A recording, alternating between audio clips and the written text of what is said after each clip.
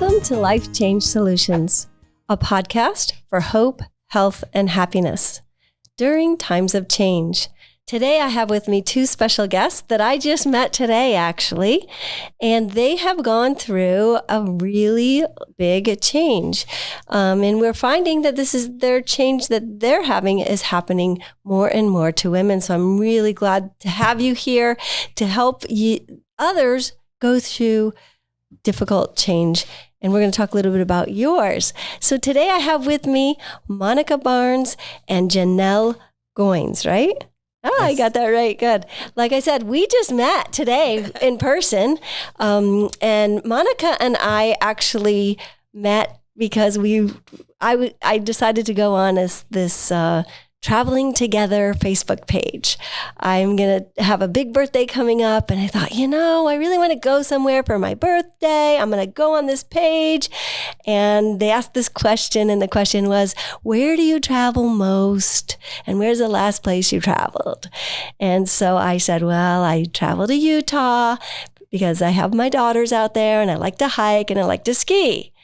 So Monica private messaged me and she said, hey, I just Facebook stalked you, and I have sons out there that I go visit and I hike with and I ski with. And I thought, oh, she's got sons and I've got daughters.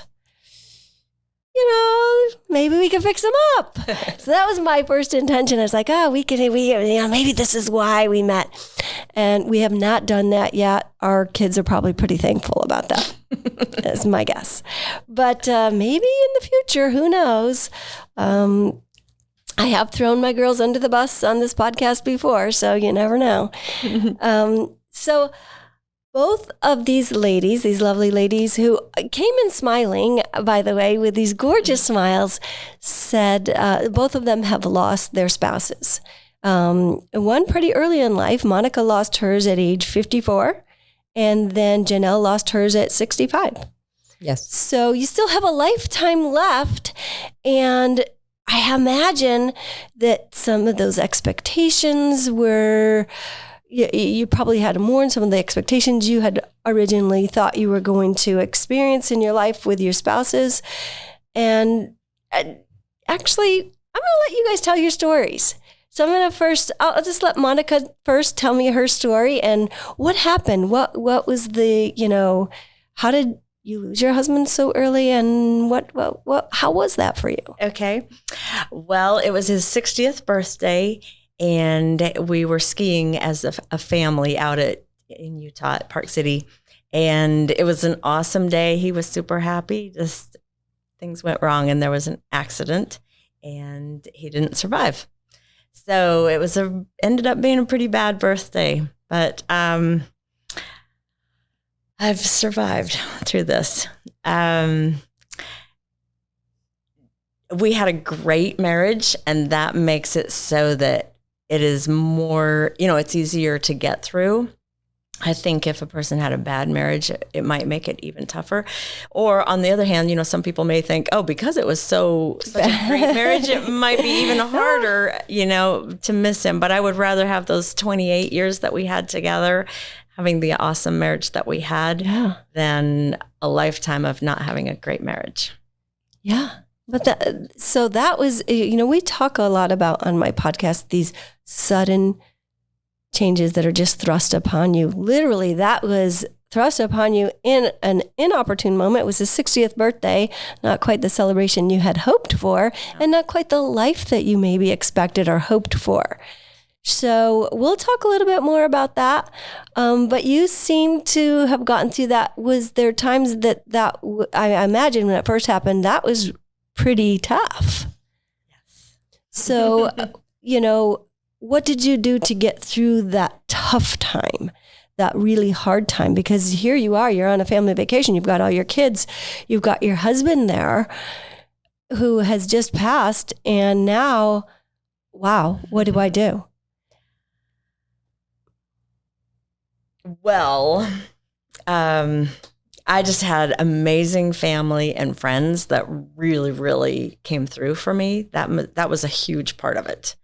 And just recognizing that I can do tough things. Can do hard things. Because, and some people have said, how do you keep going? Well, what choice do you have? You can wear black clothes and sit and cry all day, all the time, or you can get dressed and move forward. Yeah. Yeah. And you do have those feelings. You probably did have those sad feelings. Oh, at of course. First, you know. Of course. I still do. But, I'm writing a book right now. It's called Wipe Your Tears. Life's Too Short to Cry Too Long. Not that you're not going to cry, because we are. There are sad times. This was a sad time in your life. And a lot of times I know people, at least me when I was going through my divorce, I'm a pretty religious person, and I was always feeling like, well, I have to endure to the end. I've got to be happy through this. And it wasn't until I met with a therapist who said, and why do you think you have to be happy right now? And I was thinking, well, it says that we should be of good cheer. And she said, yeah, but not all the time. Even Jesus wept, you know? And so I think that mourning is really important to then be able to move on, to feel those feelings, and then get to the point where you guys are at right now, where, yeah, I have to move on. I can't just sit in black clothes and mourn the whole time. Yeah.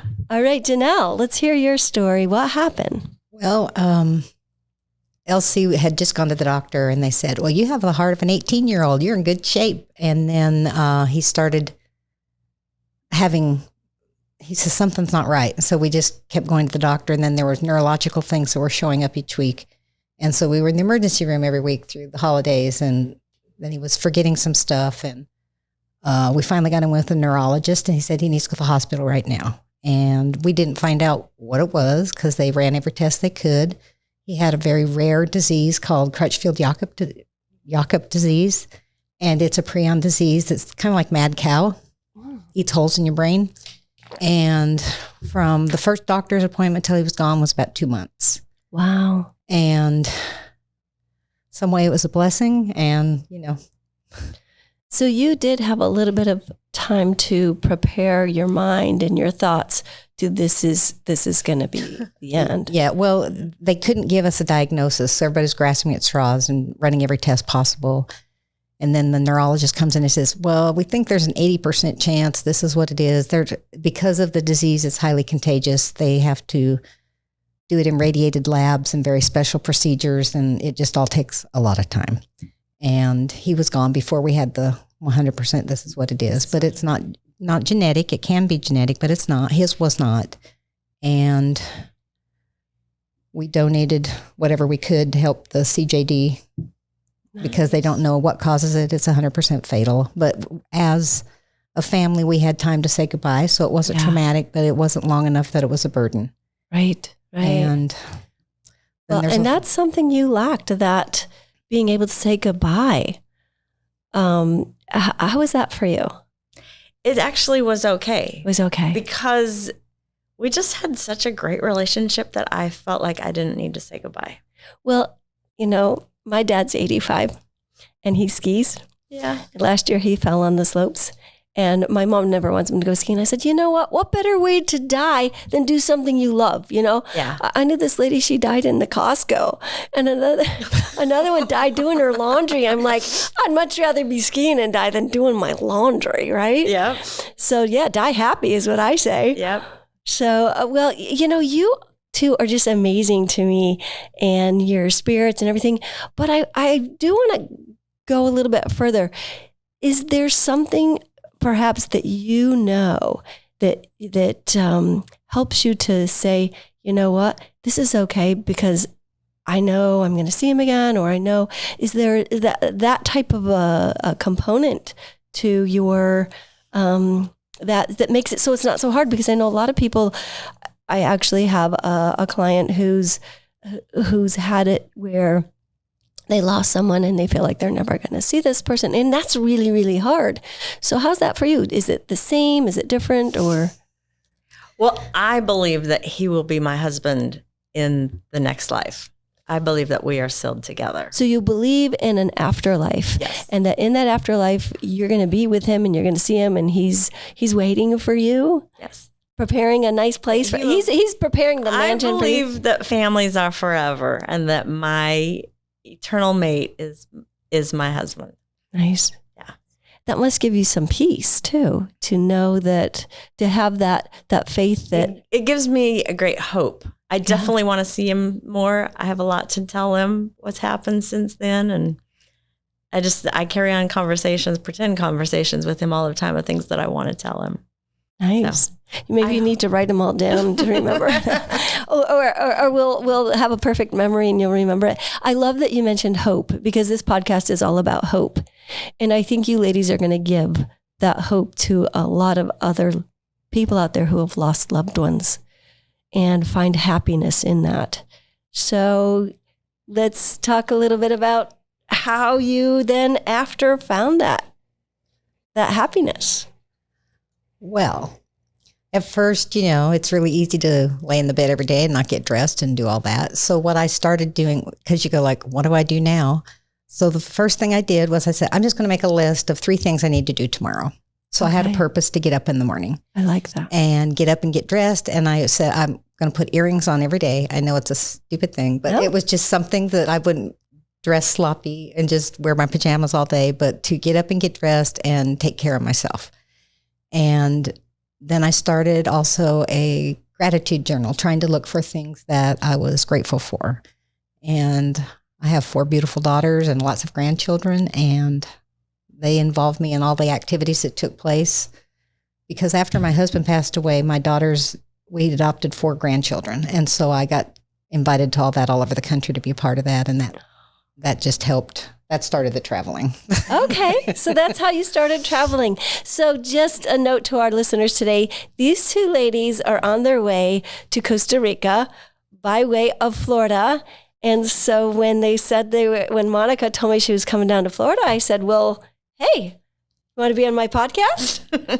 And they were like, yeah, okay. So this is the highlight of their trip. They're going to Costa Rica, but no way, this is way better than Costa Rica. Yeah, I wish I were going with you, but I can't this time, next time. Yeah. So, well, one thing that I wanted to add, one thing that helped me, a huge thing that it may not be huge for somebody else, but it was huge for me. I had read early on to never go 24 hours by yourself without any interaction with other people. It's just too easy to slip into depression in those early days. So my entire first year, I made sure I did that, probably for the whole first year and a half. There were a few days that I skipped it and I could tell a difference. And where I read it, it talked about even if you have to go to the grocery store just to be amongst people. And there were a few times I really did go to the grocery store for that very reason. I made sure I was interacting with people. And it gives you a purpose, a reason to get up and get dressed. Yeah. And, not be afraid of the world. Sometimes you may not, or, you don't want to fall to pieces in front of people, but if you do, it's okay. And sometimes it did happen. I had a few meltdowns, but it's okay. Yeah. And I think I love both these comments, because one thing is, I love that you said, I got up, I put my earrings on. Reminds me of my mom. She's in the hospital and she's putting her makeup on. I'm like, why are you putting your makeup on? But for her to feel good, it just made her feel good that she could put her makeup. You put your earrings on and then you were able to get up. And I love the gratitude journal. I can't tell you how many people I say, keep a gratitude journal, because it makes a difference. Because you can go into real easily that depression. Like you said, you can go real easy to not get out of bed, not get out of the house. So I love too that you took the initiative to, you know what, I don't even have to buy anything at the grocery store, but I'm going there. So yeah, because there's always people there. And I don't know about you, but I'm one who always talks to the people in the line, Hey, so what do you got there?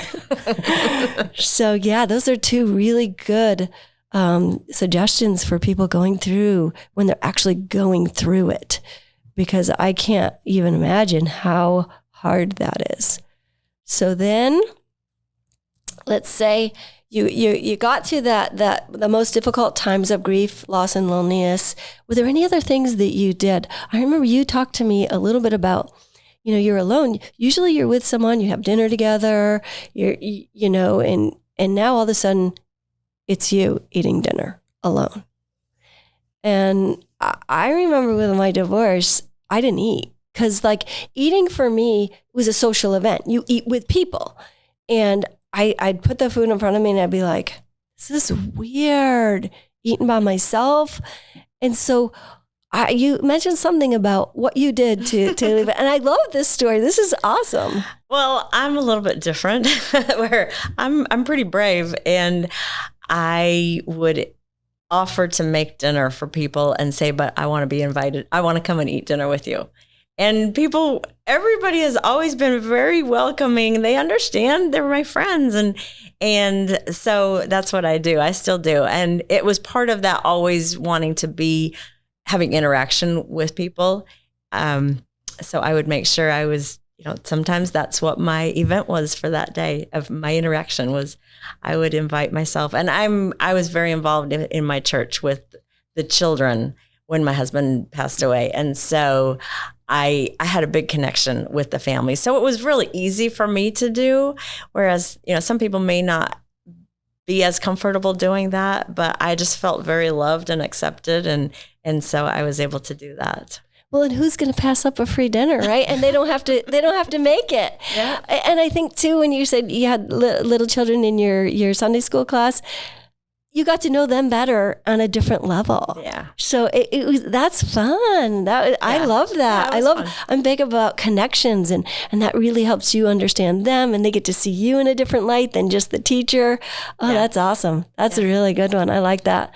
And bringing the dinner to people and that's definitely outside the box. So I think our listeners are going to like that one. That's outside the box. I love that. Anything else you have to add to that? What things, maybe hurdles that you had to overcome, that you might tell others to help them with hurdles that you maybe had to overcome with this? One thing she mentioned, and maybe you too, is like insurance and banks and bills and all that kind of stuff. Yes. Well, because the doctor said my husband was healthy, we did not have a will. We were discussing it. And so I would tell everybody to get a will drawn up. It just makes things easier. Okay. I hired an attorney to help make sure everything went smooth because I had some property I wanted to sell and some different things to not be responsible for anymore. And he didn't take care of it all, which I didn't find out until it came time to closing, which created a huge issue because everybody knows what happened in 2020. It just made everything a lot more difficult than it needed to be.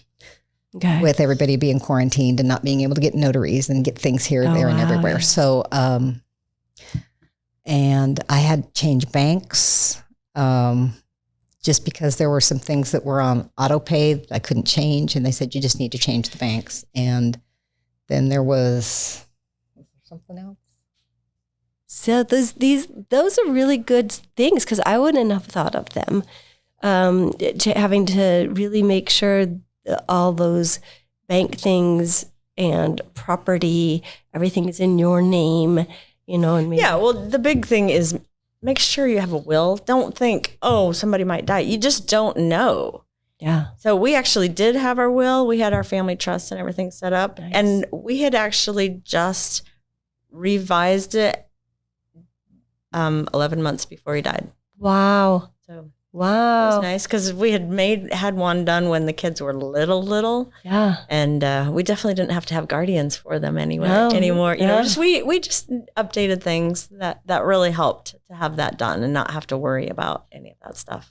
Well, that is really interesting that you had that done right before. It's almost as if the universe was all working in your favor and you were able to do that. One of the things when you talk about hurdles, one thing that I'm grateful for was when we were first married, my husband said he wanted to be cremated. And I was like, I don't know that I'm okay with that because that was foreign to me. But his family, that's what they always did. And he insisted that's what he wanted. And it took me a few years to be okay with that after talking to a few people from church and, just figuring out. So when he died, and especially being on vacation, it was so nice to know what his will was. And I didn't have to transport a body and stuff. And I'm not promoting cremation by any means. It's give your loved ones that information So right. they Have those know. hard conversations. Yeah. And I think we don't, when we're younger, we don't even think about those conversations. Yeah. So having those conversations, what if, this is what my wishes are. Yeah. And some people have said when I have made that suggestion, they're like, oh, I just tell my kids, I don't care what they do. That still puts the burden on them of figuring out what to do. Right. So if you really don't care, I suggest still having a plan in place and say, this is one idea, but I really don't care. You can do what you want. To give Okay. them that freedom, but at least like say if there are 3 kids, like they may have different opinions of bury here, bury there, Yeah. or cremation or whatever. So now, and I was that way. My husband would always say, what do you want? You know what I want. What do you want? And I'd be like, I don't care. Bury me wherever. Because I've never lived where my family was. And so that made me really realize. And so I told my kids what to do. I told my kids too, but they're not going to do it. I said, just throw me in the ocean. Then every time you go to the beach, I don't you think can so. just celebrate and say, oh, I think that's illegal. Mom, it is illegal. It is, by the way. Yeah, don't do that. It is illegal. But Another thing is make sure you know their usernames and passwords, yes, because I still do. I mean, I had a whole stack of them and they're interchangeable. They didn't work. So I did a lot of factory reset, which I felt really technically smart. But anyway. that's a good one. The passwords, I never would have thought of that. Yeah. So yeah, make sure you have passwords. And, I didn't realize that you can't type your passwords out even on your Word because they will delete it. I don't know how they do it because I did. I was like, oh, I'm going to type all my passwords out and print them out. And then I went back and you can't, somehow they don't let you do that. So there's other ways. So we'll have to look into that. I'm not really good at that stuff. As Benjamin, our I have a producer little here. notebook and they're all written down. in Right. there. Yeah. But if you change them, then you got to rip that page out and start over again. Oh, I just crossed it out. Just change it. Yeah. And it's been changed from one kid's name to the other kid's name to the. Uh-oh, you're telling too much. Now I had one that I used for everything, and now I realized I can't do that. So that's a really good one. So let's go on to what did you find helpful or not so helpful from others during that time? Because others are really trying to be helpful, and they may not be so helpful. What I try to do, and this is something that I did before, it has nothing to do with him passing away. I would say, can I come and clean your bathrooms? When somebody has passed away or something terrible has come and you know that they're going to have a lot of guests coming. I don't like to clean bathrooms, just so you know, but I know most people don't like to. And when you're having lots of guests, that's the last thing you want to be doing when you're dealing with a death, when you're dealing with sickness, whatever. So I would say, can I come clean your bathrooms? Giving them a specific thing. Because they don't know. If you say, what can I do for you? They're like, I don't know. And I was never offended by any means if somebody would say, let me know if there's something I can do for you. But as soon as they would say it, I would think, I'm never going to do that. But if they would come to me and say, can I please come and help you rake your leaves? Or they would if somebody would give me like 3 choices of, hey, I could do this or this or this. Will you let me do that? Then I'd be like, yes, I would love that. But if somebody just said, let me know, because I don't really know what kind of things they are really meaning to do. And so if I say, oh yeah, I'd love it if you'd come and wash my bathroom. I mean, I never have said that to anybody, but they may be like, that wasn't what I had in mind. I was thinking maybe I'd bring you a pie, Yeah. I don't know what they want to do, so what they're willing to do. So those that are helping people go through, be specific in how you can help. Hey, Right. Can I bring you dinner? Can I clean your house? Can I rake you? Can I help you with your lawn? So be specific in those things instead of saying, hey, if you need anything, just let me know, because you're not going to. Right. Right. Okay. Anything you have suggestions of or what people maybe to or not to do? Um, No, be open because our listeners want to know. I think there's a lot they want to beware know. of really helpful men. Oh, okay. Okay. Well, I think this is a story we might want to hear. Yeah, we're not exploring that story. Anyway, my friend gave me advice. She said, make sure you pay for the labor that is offered so that they don't expect other things. Oh, okay. Okay. So yeah, they're coming in for, yeah. Oh, yeah. Maybe in another thing, we'll go into dating. How about that? No. There's nothing there to talk about. So, Not yet. My daughter did say, "When are you going to date?" And I said, "At Christmas time." Her mouth dropped down to here. It was awesome. Which Christmas? I get that question all the time. Are you dating? I said, why? Do you have someone in mind for me? Nobody ever does, So it shuts them right up. So if anyone says anything, that shuts them right up because they're like, oh, no. So, okay. So during this time and everything you've been through, what have you learned about yourselves? I can do tough things. You can do hard things. Yeah, Yes. you can do tough things. Things you never thought you could do, huh? Yeah. I have a lot to be grateful for. Okay. Family, friends. And that's one of the things we were talking about on the way, how friends have really stepped up and those relationships have become closer. And So tell us how you two met. A mutual friend of ours invited us to go to Atlanta for a girls' weekend. And I didn't even know she was a widow. And she invited us to go and we just hit it off. Awesome. And that was just in April. So this is your first trip together? Mm-hmm. yes, And you drove down from South Carolina. And so far, And we've done different things since then together. Okay. We've gone out to dinner and to movies and different things, Okay. And we've talked plenty of times. Okay. Yeah. So this is the first trip so far, so good. Yep. yeah, we're not ready to kill each other yet at all, are we? No. Does one snore, the other not snore, Oh, No, good. neither one of us slept well last Yeah, night. we had a terrible night. Oh, I hope tonight's better. Great 'cause- hotel, but we just couldn't sleep. So, yeah. Yeah. So I think the funny thing is when I met Monica and she said she was coming down here, I just said, oh, well, why don't you just come stay with me? And they were like, yeah. And it's like, I don't think anybody's ever said, okay, I'll come stay with this stranger. So I'm glad you are. This will be fun. And I'm glad you came to the podcast. Just a couple more questions before we end here today is I talk a lot about change and change in our mindset. And I think, going through something like this, there's probably a lot of change in what you expected your lives to be and maybe what you thought you would be doing at this time in life and what you maybe had to redefine who you are because you were always that spouse and now you are not. I mean, you are because you feel like you're going to be with your spouse, but they're not here. So with that change, and what did you have to change in your mindset maybe?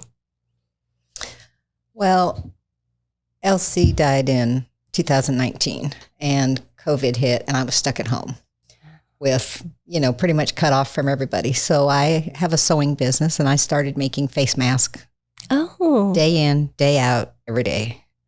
I did ask the Lord to please help somebody else make them so I didn't have to do all of them. It got really boring. But she donated all of them. Yes. So you found a purpose in that. Yes. And then I got comfortable with being at home by myself because I was busy doing things at home. I have a sewing business and since that now I'm getting ready to do something else with it, which is kind of exciting and new. Oh, well, tell us. Well, I make dance costumes and dance wear and I'm going to start teaching other people how to do it with online courses and probably master classes. Wow. Well, having had 3 girls in dance and one that, oh my goodness, she danced in so many costumes. I think that is a really much needed thing. I can't tell you how much I paid in costumes. Oh, I know. She gets paid. She gets the paycheck, so she knows. Oh my goodness. Yeah. So yes, that to me, then you found a purpose. And I think that's really important is changing that mindset from what that purpose was before to, did you ever imagine you were going to be doing this? Well, I've been doing dance costumes for almost 40 years, but I had to help workers, employees, and a few months before my husband got sick, they quit and moved. And so there was just all this trying to refigure out what to do with my business. So I quit for a little bit, but then I found a lot of solace in the creative aspect and actually doing some, and I just did some and put them in an Etsy store and, just whatever I felt like doing. And then with the adopted grandbabies, I made baby things for a while, and then I'm back to doing dance costumes, but I can't do it forever. So there is a need for people who want to do that. So Right. that's what I'm going to do. So you're going to pass that on. One of the things that we look in our age group is that giving back is so essential to not be stagnated, that otherwise we go into stagnation. It's part of Erickson's stages of change, and it seems like you found that way to give back. That's awesome. So, yes, any things you had to change in your mindset? Well, I was very content being home. My husband would say, why don't you go to Utah more? Because all my kids lived in Utah. My family, I'm from Utah. And so I didn't want to go that much because, I loved going there, but I didn't want to go all the time because I was content being home. I loved being with him, even if we would just watch movies or whatever. And he did travel a lot, but I was content. So once he was gone, I was not content to just be by myself. I didn't feel lonely. I just didn't want to be there by myself. Right. So there's a difference there. And so I started traveling a lot. I actually went to Utah 6 times, and I've been to 4 international trips and different places in the country in that short period of time because I just had this need to be gone. And I know this isn't a question that you asked, but this is one of the most special things that happened to me was, so my twins came and stayed with me after my husband died for about 2 months because they could, because of now Zoom. COVID taught us we could do things by Zoom. Their jobs and their schooling was able to be online. And so they came and stayed with me. And so I wasn't alone for the first 2 months at all. And then I flew out to Utah, but when I was going to come back, I was going to be bringing his ashes, and I was going to be by myself. Oh, wow. And a friend, actually the same friend that connected us, the funny thing is I already had a ride lined up to go to pick me up at the airport. I'm a big girl. I take care of these things. She took it another step, and she arranged somebody else to pick me up and to take me to dinner because she was going to be out of town. Take me to dinner, take me to my house, tuck me in, and a girl. Okay, I was going to say, is this no? And then play the piano for me until I fell asleep. Oh, wow. And she said, I am prepared to spend the night. My husband knows, if you need me to stay, because they all knew this was going to be my very first night in my home by myself. And it was just such a beautiful, sweet thing that she did for me. Wow. To do that. Yeah. Wow, that is really cool. Wow. And to think of that, to think of all those little things. Yeah. How nice. How nice was that? Oh, I love that story. I think that our listeners are going to have more ideas of how they can actually help women go through something like this, or anyone who's lost somebody. Yeah. But also how you two have really been so resilient and able to change from, I don't really care about traveling, to, hey, you know what? Bring it on. I gotta go. I loved a comment you made earlier about changing your mindset to always saying yes. If there was an opportunity, an adventure, tell us about that. How'd that come about? Well, there's no fun sitting at home, stuck at home with COVID. So if somebody extended an invitation, I go, well, yeah, I'll try it. At least try it once. Yeah. So you were just, You know what? For this, as an example, I sent her a message back in May. I said, hey, do you want to go to Thailand? I need an answer by tomorrow. I have to sign up by tomorrow if we're going to do it. And she goes, okay. We ended up not doing it, but just that she was like, okay, let's do it. so a little more adventurous, because why not? Why not? Why There's not? no guarantees of tomorrow, so do what you want to do today. And you both know that pretty well. We don't know what tomorrow brings, so let's go ahead and do whatever we can. Let's find those adventures and find that joy and happiness that life brings, even after death, even after the loss of a loved one, a spouse. you found that hope, and look at you, you're healthy and happy. That's what this podcast is about, is having hope, being healthy, and having happiness. And you have, I think, shown our listeners that that is possible even after the loss of a spouse. Thank you for being with us today. If there's one more question that you could tell our listeners, is there one thing that stands out that could help them through change? What would it be? If there's your one thing, what would be that one thing you could say to them? The change of a loss. One thing that I read that helped, it's okay to feel sorry for yourself. It's okay to be sad. But once you get, I call this part of the maintenance. I'm in the maintenance schedule of this, or whatever time frame I am. At the very beginning, ignore this advice. But once you're in the maintenance part, it's okay to feel sorry for yourself, but maximum 15 minutes a day, and get over it and get doing something else. There will be sad times. There are still sad times, but and if it gets beyond that, then you need to do the things like I had said, go to the grocery store, invite somebody to dinner, whatever, do something proactive. Otherwise, it can lead to depression. And so many times widows become depressed. Yeah. I like that a lot. And to recognize that even later on, you're going to have those sad feelings. It's okay. Just don't set in those sad feelings too long. So I have three things when I start feeling sad. I think, who can I help to do service that helps me quit thinking about myself, or exercise, or write in my journal. Or where can I run? Where can I trick? Where can I go? Yeah. Come to Kendra's house. What trip can I go on? But yeah, those I love that. things. Can you repeat those again for our listeners? Who can I help? Who can you help? What can I do for somebody else? Or some kind of exercise that I can do, or write in my journal. And she added, what trip can I do next? Yeah. Love it. I love it. And those are all things, actually, this will lead into my next podcast, which is on exercise and being motivated to exercise and to be healthy. So yeah, great lead in. Thank you. Awesome. Welcome. Good job. So is there one thing that stands out in your mind of that you could give our listeners who maybe have gone through a loss that would help them through that change? Every day, the gratitude journal sounds, but if you look for things to be grateful for, even the simple things of someone smiling at you can really make your day and be an amazing thing. Yeah. And so I just try to think of the things that I'm truly grateful for and go from there. And amazing things happen through that process. Yeah. And it's different for everybody. And sometimes you have to really dig. What am I grateful for today? Well, the same thing I was grateful for yesterday, but I always write it down because I'm really grateful for it.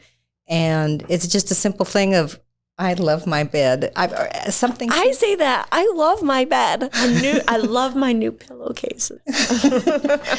And so finding the simple pleasures in being grateful for them opens up the door to a lot more beauty in the world around us. Yes. And just extending, even when I'm at the grocery store or anywhere, I was telling Monica, I go out of my way to be super kind and friendly to people because they may not be there tomorrow. And hey, spread it around, kindness and happiness. I love that. Spread the love, sharing that light and energy that you have and that love. That is what I think the world is about. I think that's why we're here on earth, is to love, to be loved, and to share and give that positive energy to other people. And you certainly both have done that for our listeners today and for me. And I'm so glad you came to join us. Join our listeners and me. I had no idea that I was going to do this podcast. In fact, I had another one planned and I thought, wait a minute, this is good. We got to do this. So thank you again. And for all of my listeners, you can find me on mysolutions.com. mylifechangesolutions.com. You can also find me on my on the podcast app, whatever is your favorite. Also, please remember to look for my book and pick it up if you get it on Audible. This is for everyone now. If you get this book on Audible, I will send you a free copy. You just message me, tell me you bought it on Audible, and I will send you a free copy of my book, because there is that writing aspect in the book. And both of you have talked a little bit about how important writing is. Just putting, we use so many more senses when we write, that it gets ingrained into our souls almost, and our brains and our minds, and we get that mind-body connection. So if you have listened to it on Audible, it's great on Audible, but there are things in there that I think you could benefit from listening. So if you want a copy of my book and you bought it on Audible, just let me know. You can find my book on Amazon, and also you can find me on my website, which again, if you look up mylifechangesolutions.com, and feel free to email me. My email will be in the notes below. And I will also give our listeners the directions on how to comment on the podcast. I just got a message today from a lady. I can't figure out how to comment in Apple. It's a little bit tricky. So I will again leave those instructions on how you can comment. I would love for you to comment, leave a 5-star review. I'm just starting this podcast, so follow me. And I hope to bring more happiness, hope, and health into your lives through my guests and through other topics that you all request. Thank you again, and have a great day.